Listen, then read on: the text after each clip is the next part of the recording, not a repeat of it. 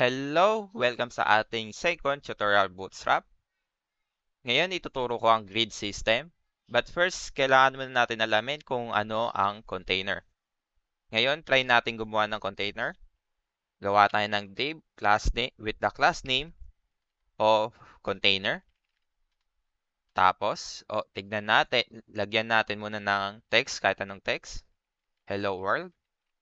Ngayon, i-run natin sa Bootstrap sa Google. Yan, makikita natin may hello world at nandito siya imbis na sa dulo.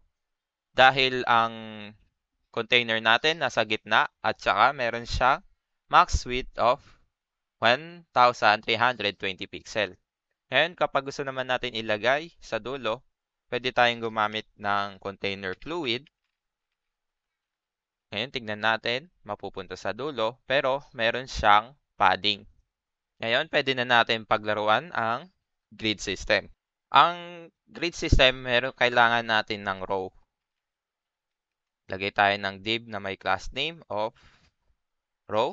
Tapos, syempre, kapag may row, kailangan natin ng column. Ang column sa Bootstrap ay 12 maximum. Pwede siyang less, wag lang maging negative 0, syempre. Di pwede yon. Ngayon, ibig sabihin, itong column na to, meron siyang 12 spaces na column. Meaning, kapag ginawa natin yan, tapos tignan natin ng text box,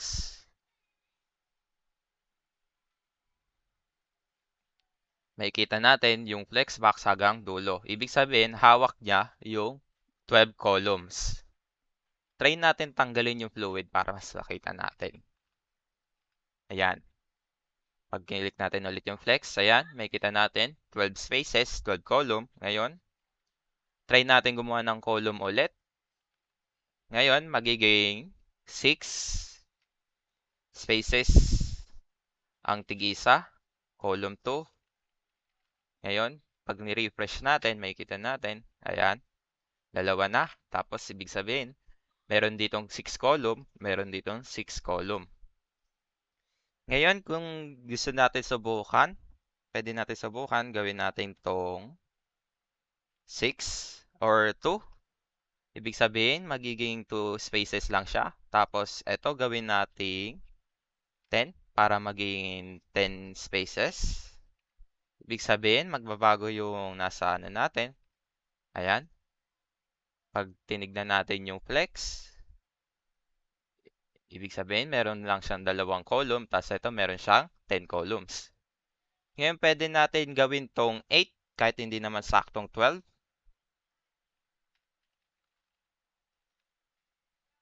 Ito siya. Ayan. Ibig sabihin, meron pa tayong free space na column. Ngayon, pwede naman din tayong magdagdag ng isa pa. Gawin natin tong 2. Column 3, tapos 2 spaces. Ayan. Ngayon, pagtapos natin alamin yung basic ng column, kailangan natin alamin ang breakpoints. Breakpoint, ibig sabihin kapag bumaba yung screen width or screen size, magbabago yung itsura ng column. Tulad nito, hindi siya responsive, kaya kailangan natin gumamit ng breakpoints. Para makita natin iba't ibang breakpoints, punta tayo sa website ng Bootstrap, tapos search natin grid, tapos click mo yung grid system. Tapos scroll down, hanapin mo yung grid option. Meron tayo iba't ibang size. Unang size, extra small, small, medium, large, XL, extra large, then sumunod. Ngayon, ang normal kapag wala tayong ginamit, ibig sabihin automatic naka-extra small tayo. Ngayon, try natin gamitin yung small, which is SM. Ngayon, pag nilagay natin dito, call, SM, tapos 5, example lang. Tapos dito, sunod naman gawin nating 2. Tapos, sumunod, gawin nating 5 para 12. Ngayon, makikita natin kapag ni-refresh ko, magbabago siya. Ayan. Ibig sabihin, dahil more than 540 tayo pixel width, ito, more than 540, magiging 5 column, 2 columns, 5 columns. Ngayon, pag binabaan natin hanggang 540, tignan nyo to. Ayan. Nagbago siya. Naging 2 column, 8 column, and then 2 column. Ibig sabihin, ito ang umaandar. Itong call 2, call 8, call 2. Pero kapag more than 540, ang mag-run, call SM5, call SM2, call SM5. Subukan natin gamitin yung large, ibig sabihin 960 pixel. Call, LG, tapos 3, try natin 3. And then, lagay natin 3 lahat. Pwede na, ibig sabihin 9 lang sila lahat. Pwede naman hindi maging 12 laging 12. So, try natin 3. Pag sinave natin, tapos nirun natin, ngayon, nagbago sila. Naging 3, 3, 3. Dahil more than 960 pixel tayo. Ito. Ngayon, kapag binabaan natin, hanggang bumaba ng 960, magiging 5, 2, and 5. Kapag binabaan pa natin, magiging 2, 8, and 2. Ngayon, natapos na natin, na-discuss na natin ng column, tsaka yung mga breakpoints. Ngayon, try natin gumawa ng panibagong row. Para sa iba naman. Column 1, column 2, column 3. Ngayon, pwede natin alamin kung ang ibang option para naman sa row. Kunyari, pwede tayong gumamit ng justify content, center. Tapos, tanggalin natin to para mas madaling tignan. Gawin natin tong dalawa lang. Tapos, 2. Ngayon, kapag ni-refresh natin, makikita natin na sa gitna yung column 1 and column 2.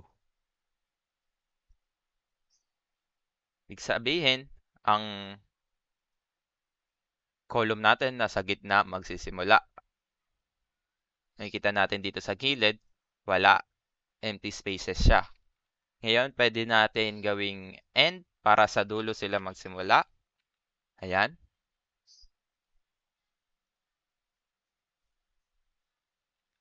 Meron din tayong start. Ayan. Ngayon, ayun lang ang justify content. Meron din tayong tinatawag na order kung gusto natin. Para sa column naman.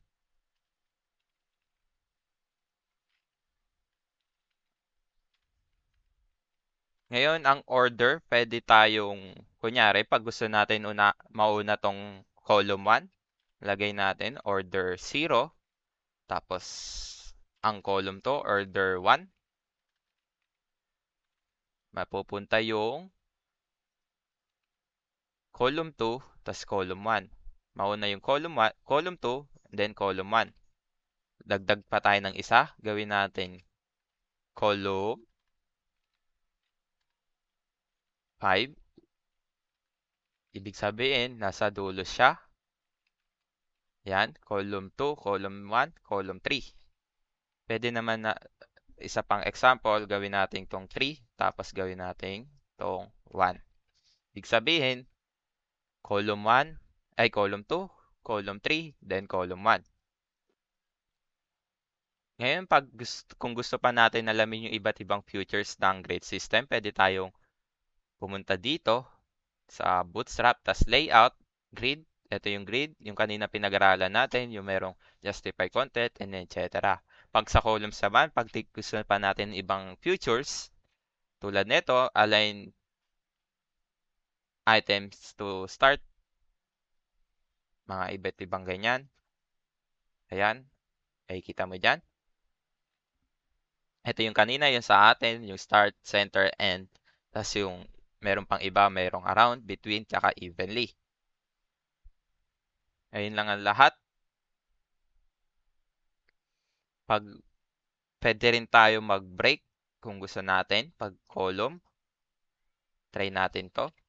And then, lagay natin dito. Ayan. Ayun. Nag-break siya.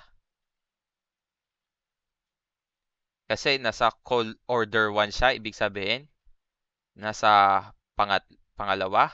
Ayan. 1, column 2, column 3. Ayan. Well, ayun lang ang lahat ng maituturo ko.